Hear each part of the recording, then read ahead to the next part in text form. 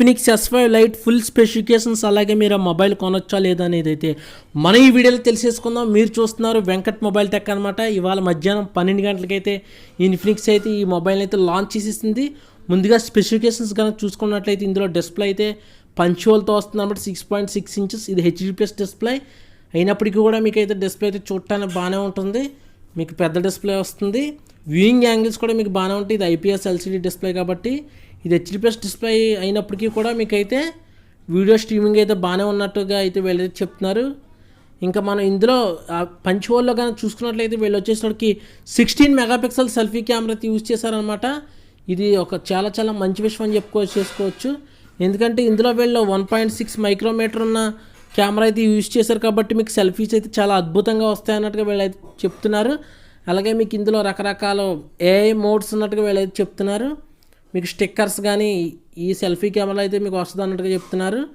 ఇంకా మనం back camera కానీ చూసుకుంటే ఫ్రెండ్స్ వీళ్ళు వచ్చేసరికి బ్యాక్ అయితే ఈసారి ట్రిపుల్ కెమెరా సెటప్ అయితే తీసుకొచ్చారు ఫ్రెండ్స్. మెయిన్ కెమెరా కానీ చూసుకుంటే 16 మెగాపిక్సెల్ ఉంటుంది. దీని అపేచర్ కనుక 1.8 ఉంటుంది కాబట్టి మీకు చీకట్లో అయినా సరే ఫోటోలు మంచి క్వాలిటీతో వస్తాయి. నాయిస్ అయితే మీరు తక్కువ నోటీస్ చేయొచ్చు అనమాట. ఇంకా సెకండరీ కెమెరా కానీ చూసుకున్నట్లయితే వీళ్ళు వచ్చేసరికి డెప్త్ సెన్సార్ని అయితే యూజ్ చేశారు. డెప్త్ సెన్సార్ ఉంది కాబట్టి మీకైతే మీరు డెప్త్ షాట్స్ అయితే తీసుకోవచ్చు, బొకే షాట్స్. ఇంకా మూడో కెమెరా కానీ చూసుకున్నట్టు ఇది లో లైట్ సెన్సార్ ఫ్రెండ్స్. మీరు లో లైట్లో అయితే ఫోటో తీసినప్పుడు అయితే ఉపయోగపడుతుంది. ఇందులో మీకు ఇంకో కెమెరా లాంటిది కూడా ఉంది కానీ ఇది అయితే కెమెరా కాదు, మీకు ఇదైతే PDF ఆటో ఫోకసింగ్ సిస్టమ్ అనమాట. మీరైతే ఈజీగా ఫోకస్ అయితే చేయొచ్చు అనమాట. ఇది కూడా ఒక మంచి విషయం అని చెప్పేసుకోవచ్చు కెమెరా డిపార్ట్మెంట్లో. అలాగే మీకు కెమెరా పక్కనే మీకైతే ఫింగర్ ప్రింట్ సెన్సార్ అయితే ప్రొవైడ్ చేశారు. ఫోను వెనకాల బ్యాక్ సైడ్ అయితే ఇది ఒక మంచి విషయం అని చెప్పుకోవచ్చు. ఫిజికల్ ఫింగర్ ప్రింట్ సెన్సార్ ఉంది కాబట్టి మీకైతే ఫోన్ అయితే మోర్ సెక్యూర్గా అయితే ఉంటుంది. అలాగే ఇంక ఈ ఫోన్లో బ్యాటరీ చూసుకుంటే వీళ్ళు ఎప్పట్లాగే 4000 mAh బ్యాటరీ అయితే తీసుకొచ్చారు.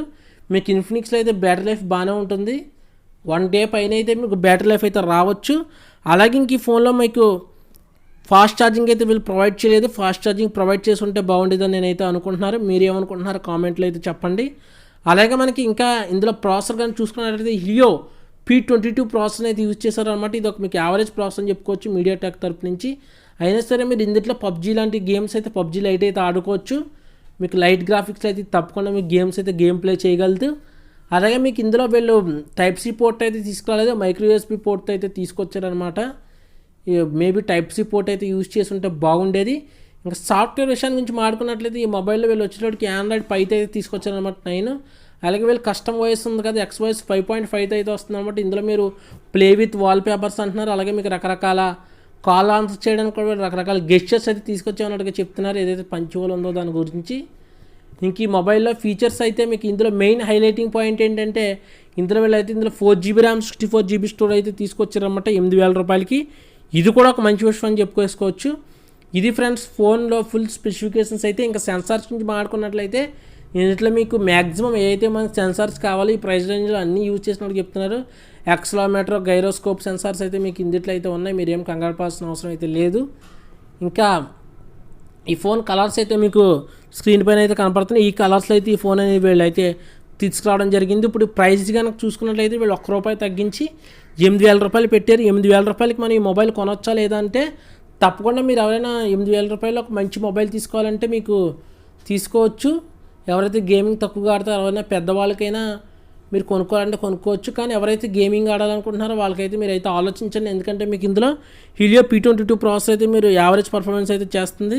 హెవీ గేమింగ్స్ అయితే మీరు ఈ మొబైల్ నుంచి అయితే ఎక్స్పెక్ట్ చేయకండి. డైలీ యూసేజ్కి అయితే బాగానే ఉంటుంది.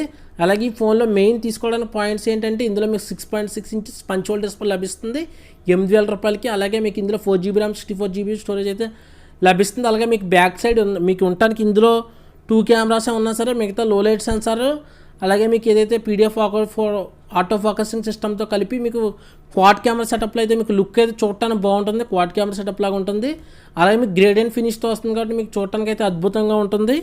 తప్పకుండా మీరు మొబైల్ అయితే అలాగే ఈ మొబైల్లో వచ్చేసరికి మీకు బ్యాక్ సైడ్ మీకు ఫ్లాష్ అయితే మీకు వీళ్ళు వచ్చేసరికి క్వాడ్ ఫ్లాష్ అయితే యూజ్ చేశారు. ఇది కూడా మీకు ఒక మంచి విషయం అని చెప్పుకోవచ్చు. ఎవరైతే గేమింగ్ ఆడాలనుకుంటున్నారో వాళ్ళైతే ఈ మొబైల్ స్కిప్ చేయండి. అలాగే ఎవరైతే మీరు మొబైల్ని గేమింగ్ ఆడరో డైలీ యూసేజ్ టాస్క్స్ అయితే ఇందాక చెప్పినట్టు మీరు ఈ మొబైల్ అయితే తప్పకుండా తీసుకోవచ్చు. మీకు ఇది మంచి మొబైల్ అవుతుంది.